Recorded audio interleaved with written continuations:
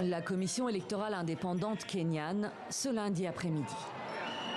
Après 6 jours de décompte des bulletins de vote, des échauffourées éclatent entre des membres de la commission électorale et des membres du parti de Raila Odinga.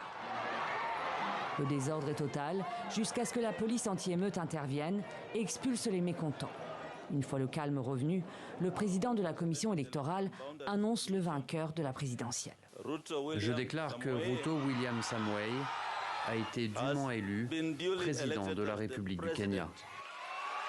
7,18 millions de voix, soit 50,49% pour William Ruto, contre 6,94 millions de voix, 48,85% pour son rival Raila Odinga. Seuls 233 000 voix séparent les deux hommes. Un score serré, le plus serré de l'histoire du Kenya, et décrié par des membres de la commission électorale elle-même. Dans l'après-midi, quelques minutes avant l'annonce des résultats, 4 des 7 commissaires ont tenu une conférence de presse. Nous 4, nous ne sommes pas au siège de la commission électorale où le résultat va être annoncé à cause de la nature opaque de ce processus. On ne peut donc pas assumer la responsabilité des résultats. Mais la porte est ouverte pour que les gens aillent en justice. Quoi qu'il en soit, pour l'heure, William Ruto, homme d'affaires de 55 ans, membre de l'ethnie Kalenjin et originaire de la vallée du Rift, est donné vainqueur pour succéder au président sortant Uhuru Kenyatta. Il a promis un gouvernement transparent, ouvert et démocratique.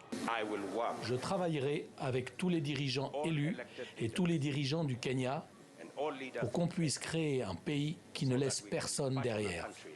Mais si ses partisans célèbrent sa victoire à Eldoret et dans les rues de Nairobi, sa légitimité est déjà contestée dans les bastions pro-Odinga de la capitale.